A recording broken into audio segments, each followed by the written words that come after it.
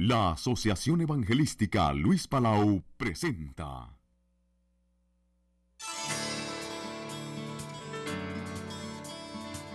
Instituto Bíblico de Superación Ministerial, Dr. Luis Palau. Muchos saludos, mis queridos consiervos en la obra del Señor. Les saluda Luis Palau con el placer de presentarles esta serie de estudios de superación ministerial en un curso de videocassettes especialmente preparado. Un curso bíblico avanzado, ágil y ameno, con un manual guía y libros de apoyo que le darán una nueva visión, que ampliarán sus conocimientos y que le otorgarán en forma práctica una gran cantidad de elementos que edificarán su vida y ministerio cristiano. Me es un gran placer presentar en este día a nuestro profesor Carlos Barbieri. Es compañero de nuestro equipo desde el año 1982 y ahora él es el director de producción de este curso de superación ministerial. Ha viajado por todo el mundo de habla hispana, ha sido director de cruzadas, productor en televisión, es un gran siervo de Dios. Así que adelante, Carlos Barbieri. Con ustedes, el profesor Carlos Barbieri, con la clase Ministerio Infantil. Bien, en esta oportunidad nos toca una clase distinta.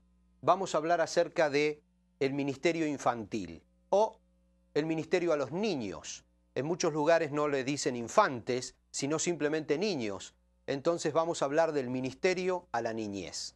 Quizás, en realidad, muchos de ustedes estén preguntando por qué tomamos esta clase acerca de un ministerio hacia los niños en un curso que está preparado como un material de superación ministerial para pastores, obreros y líderes de la iglesia. Tal vez muchos piensen incluso que esta es una clase que deberían estar viéndola maestros y maestras que trabajen con niños exclusivamente. Realmente espero, y es mi oración al Señor, que me dé las palabras justas en esta clase para que todos ustedes comprendan la necesidad de ver este tema del ministerio infantil a este nivel, a un nivel pastoral. Entonces comenzaremos por ver qué aspectos involucra un verdadero ministerio a la niñez. Mucho se habla con respecto a un buen ministerio infantil en las iglesias. Ustedes lo han escuchado, yo lo he escuchado, mucho se habla. Se habla de la necesidad de guiar a los niños a Cristo, de evangelizarlos, de cuidarlos, pero realmente es muy poco lo que se hace en nuestras iglesias al respecto. Como ejemplo, solo basta acercarse a una librería cristiana y preguntarle al librero: ¿usted tiene un libro sobre ministerio infantil, sobre un ministerio a la niñez? Y entonces notarán que el librero comienza a refregarse las manos intranquilo, mira para todos lados y después de pensar algunos minutos lo manda a algún lugar a donde hay libros de cuentos o evangelismo a la niñez, o sea, temas específicos, pero no un ministerio en general, o a una sección de libros educativos. Allí entonces se nota la deficiencia que tenemos nosotros en el área. Definitivamente, y salvo en muy honrosas ocasiones, los líderes no saben qué hacer con los niños en las iglesias. Entonces inventan cosas para poder mantenerlos entretenidos y que molesten lo menos posible en los cultos y en las reuniones para que los mayores puedan asistir. Y en realidad, como les digo, sacando honrosas ocasiones, un ministerio infantil se remite a eso, a mantener entretenidos en algún lugar a los niños. En nuestra querida América Latina, nuestros abuelos, nuestros padres, en realidad descuidaron nuestra formación en algunos aspectos y hoy ellos mismos están pagando el haber hecho eso. Pagan las consecuencias y se dan cuenta que todo el problema que hoy tenemos en nuestras iglesias de inmaduros espirituales, inmaduros morales, estoy hablando de líderes que cometen errores, pecados, problemas de carácter, pastores y líderes con problemas emocionales por el descuido de padres y abuelos, y hoy vamos a ver por qué el descuido. En realidad, siempre me llamó a mí mucho la atención cómo se comienza a construir una ciudad. No tiene nada que ver con el tema, pero déjenme decirle esto que me llamó siempre la atención. ¿Cómo se comienza a construir una ciudad? Y a ver si me pueden seguir pensando este tema. ¿Cómo se hace para construir en nuestra América Latina una ciudad? Díganme si no es así. Alrededor de una estación de tren, alrededor de quizás una estación de buses, comienzan a construirse una casita al lado de la otra, una casita al lado de la otra, quizás en la ladera de una montaña, al costado de un río, una casita al lado de la otra. A veces ni siquiera hay alguien que piensa en marcar calles. Y hoy en día en nuestras grandes capitales de América Latina nos encontramos en el pleno centro de la ciudad con calles a donde no se puede ni pasar caminando de tan pequeñas que son, congestionamientos y un montón de problemas causados porque las ciudades nacieron simplemente cuando a alguien se le ocurrió construir una casa y a otro vino y se le ocurrió construir otra al lado. Tuve la oportunidad de ver cómo nace una pequeña ciudad, un pueblo, en Estados Unidos. Es increíble, es algo que, como les digo, me llamó muchísimo la atención. Todavía no hay ningún terreno vendido. Estamos en el medio del campo y usted ve las maquinarias cavando para enterrar unos impresionantes caños, tubos para hacer desagües. Y usted ve cómo están poniendo pilares para construir una autopista. Incluso me llamó la atención ver literalmente en el medio del campo, en dos calles de tierra que se cruzaban, un cartel de pare, stop, y una bomba para que los bomberos tomen agua en el medio del campo. Y al preguntar, me dijeron, es que allí, dentro de un tiempo, va a haber un pueblo. Entonces, ahí nos damos cuenta a una diferencia de mentalidad. Y nosotros tenemos que aprovechar esto.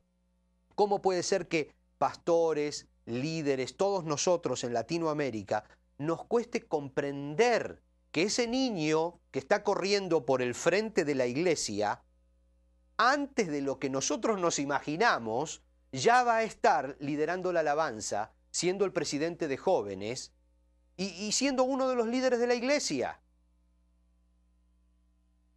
Una vez que el pueblo está construido, ustedes lo saben, para construir los desagües hay que romper casas.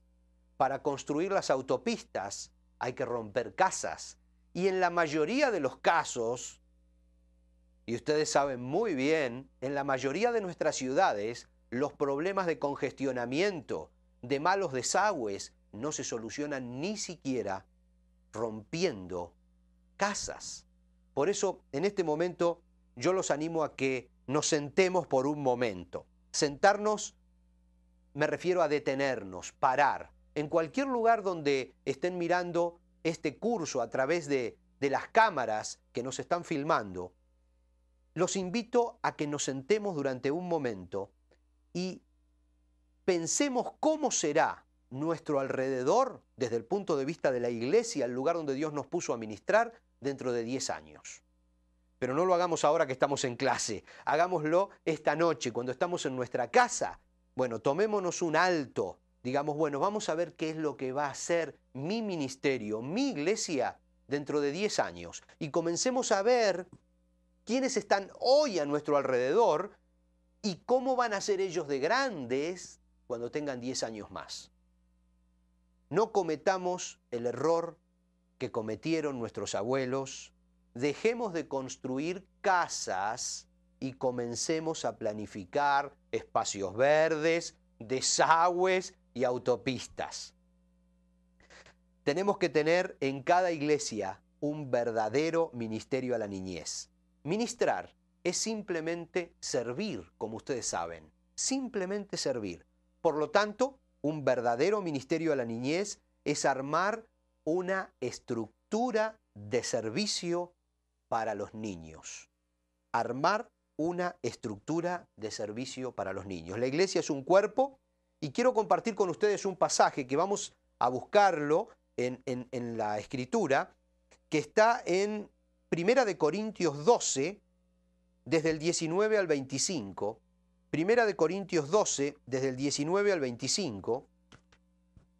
Y vamos a leerlo.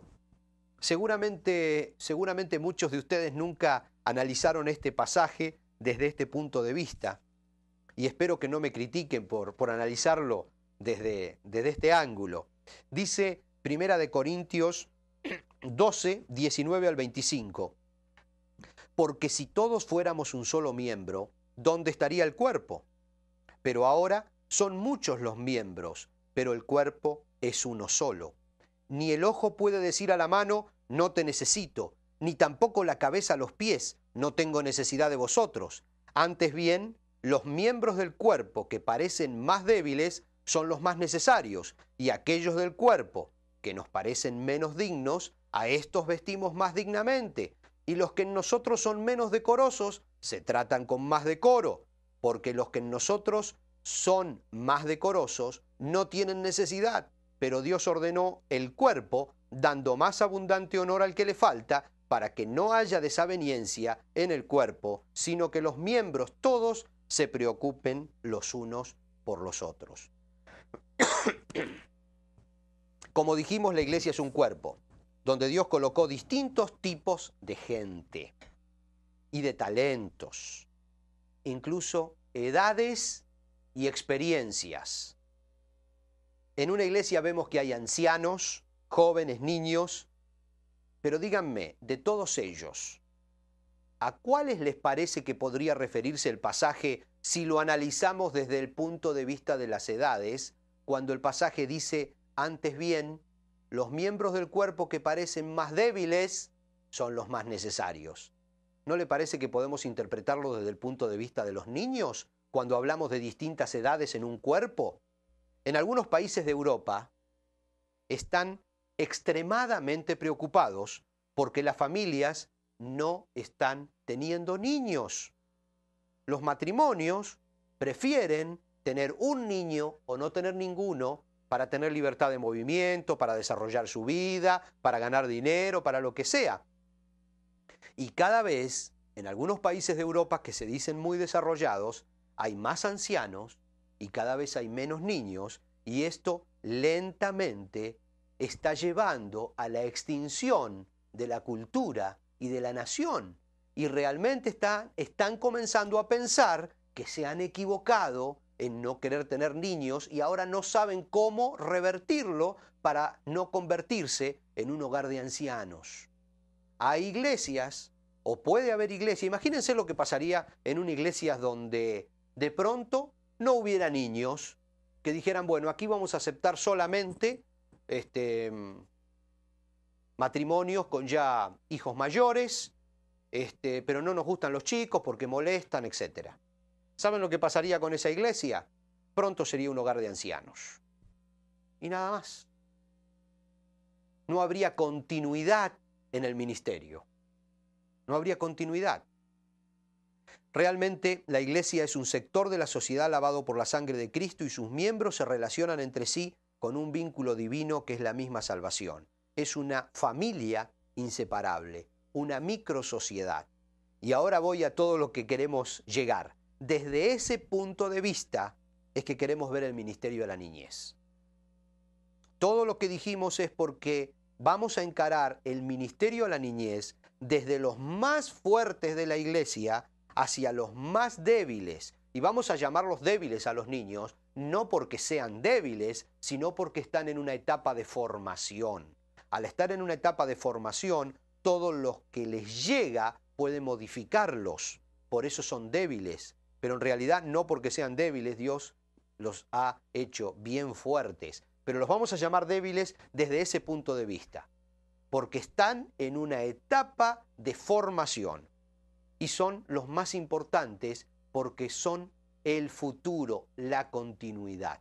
Entonces, desde ese punto de vista queremos verlo. Por eso toda esta introducción. Vamos a hablar entonces ahora de lo que es un ministerio a la niñez. Y vamos a ver el primer gráfico de esta noche, que tenemos unos cuantos para ver. Muy bien. El ministerio a la niñez es, entonces, un esfuerzo del grupo de la iglesia. Cada vez que hablemos de grupo estamos hablando de un esfuerzo de la iglesia por cuatro cosas muy importantes que vamos a ver durante toda esta clase. Un esfuerzo por cuidar en todos los aspectos a los más débiles de la misma familia. Es muy importante esto de la misma familia, porque un ministerio a la niñez involucra varias cosas internas y varias cosas externas. La primera es cuidar en todos los aspectos a los más débiles, pero de la misma familia. B, alcanzar para Cristo, o sea, es un esfuerzo del grupo para alcanzar para Cristo a los niños que están perdidos y sin esperanza. Aquí estamos hablando de evangelismo. C, instruir y educar a los niños bajo nuestra responsabilidad. Un esfuerzo de la iglesia hacia la enseñanza. Instruir a los niños que están bajo nuestra responsabilidad. Y el cuarto punto, que lo vamos a analizar luego uno por uno todos, es un esfuerzo de la familia para mitigar, para hacer menores, para contrarrestar, para achicar las necesidades físicas ahora de niños que no son parte del grupo, que no son parte de la iglesia. O sea que un ministerio a la niñez es un conjunto de cosas. En esta clase no vamos a estar hablando o al menos no vamos a estar hablando mucho acerca de cómo tiene que desenvolverse un maestro de niños o cómo tiene que desenvolverse un superintendente de escuela dominical o qué planes vamos a hacer de estudios o qué programas de educación, sino más bien vamos a tratar de ver esto como el ministerio que debemos tener en cada iglesia enfocado hacia los niños. Estas cuatro cosas que vamos a ir analizando son sumamente importantes. Las repetimos, un esfuerzo por cuidar a los más débiles, a los niños. Un esfuerzo por alcanzar para Cristo a los que no tienen a Cristo. Un esfuerzo por instruir y educar a los niños de la iglesia.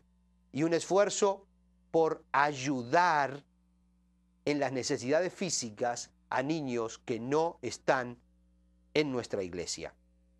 Cada una de estas cuatro, vamos a llamarlas obligaciones, están marcadas en un riguroso orden de importancia, según como lo vemos nosotros, pero será necesario respetar cada una de ellas para que podamos decir que en nuestra congregación estamos realizando una tarea con los niños. Si una sola de estas cuatro que acabamos de ver se nos olvidara en el tintero, tendríamos que replantear si realmente estamos teniendo un ministerio efectivo a la niñez. Lo primero que tenemos que ver, y vamos a hacerlo, pero no a vuelo de pájaro rápido, es el tema de conocer al niño. No podemos en un curso como este en realidad entrar en detalles, pero necesitamos más o menos saber a quién está dirigido nuestro ministerio para que podamos hacerlo más efectivo. Desde ya que estamos hablando de una persona extremadamente compleja cuando nos referimos al niño. Psicólogos, educadores han escrito cientos de libros y han realizado miles de estudios a través de los años sobre los niños, su conducta, su formación, sus necesidades, las distintas etapas. Estamos hablando de escritores seculares, desde Freud, escritores cristianos, educadores, sociólogos. Cientos de personas han escrito. En librerías cristianas y en librerías seculares hay muchísima información sobre la conducta del niño. En realidad nos llevaría las 2 horas hacer una lista de los títulos de la gente que ha escrito sobre el tema. Pero hay 2 o 3 cosas luego vemos cómo se profundiza, pero que solo para prenderles una lucecita de alerta quise rescatar de un montón de bibliografía. Ustedes saben que en el primer año de vida, un niño aprende a confiar en la gente. Pero en el primer año aprende a confiar en la gente para el resto de su vida o a desconfiar de la gente para el resto de su vida. En el primer año, desde que nace hasta que cumple un año, aprende a confiar o a desconfiar. Ustedes saben que entre los 4 y los 5 años de edad, un niño desarrolla la iniciativa propia y la habilidad para hacer un trabajo por sí mismo, ¿o no? Todo depende de los mayores que estén a su lado. Entre los 4 y los 5 años, si se pasó esa edad, pasó la oportunidad. Puede ser que el niño haya desarrollado una habilidad para hacer una tarea por sí mismo y iniciativa propia, desenvolvimiento, o puede ser que no. Cambiarlo en el futuro puede costar muchísimo trabajo. A los 4 y a los 5 años es el momento clave. Como parte de la tarea de esta clase, vamos a trabajar con 2 libros, porque, como les digo, meternos en este tema ahora sería dedicarnos exclusivamente, y por supuesto tampoco terminaríamos, al tema de los niños. Pero vamos a trabajar sobre 2 libros en la tarea. Uno es Comprendamos, 2 libros cristianos, por supuesto, que me parecieron excelentes, porque hacen un resumen de la conducta de los niños y de cómo tratar con los niños. Porque una cosa es decir, bueno, a los 4 y a los 5 años el niño forma habilidad para algo determinado, crea su iniciativa, desarrolla su intelecto. Está muy bien a nivel conocimiento, pero lo importante es cómo hacemos con los padres, con los maestros de la escuela dominical, para, ahora que sabemos esto, cómo lograr lo mejor para el niño. Estos libros se manejan en esa área. Uno es Comprendamos al escolar de hoy. Comprendamos al escolar de hoy. Es un libro de la Casa Bautista de Publicaciones, y el otro, simplemente Comprendamos al preescolar de hoy, antes de ir a la escuela y cuando está en la escuela. Estos 2 libros van a ser parte de la tarea de esta clase. Me refiero a tarea con que hay que leerlos, por supuesto, luego hay que hacer una crítica, no necesariamente negativa, puede ser una crítica positiva, espero que sea positiva, son muy buenos, y un resumen del libro. Entonces, como parte de la tarea, vamos a profundizar precisamente el tema conociendo al niño. Conociendo al niño antes de la escuela, o sea, desde los 0 hasta los 5 o 6 años que empieza la escuela, y luego desde los 6 años hasta que termina su escuela primaria, alrededor de los 12, 13, depende del país, 14 años. Ahora, no tenemos demasiado tiempo en esta primera etapa de la clase, nos quedan unos minutos nada más, pero quiero que al menos demos el título de lo que vamos a luego a profundizar en la segunda etapa de la clase de hoy. Vamos a entrar a analizar, como les dije, cada una de estas 4 condiciones para tener un eficaz, integral, verdadero ministerio infantil en nuestras iglesias. Vamos a ir a la primera, que la tenemos aquí en un gráfico.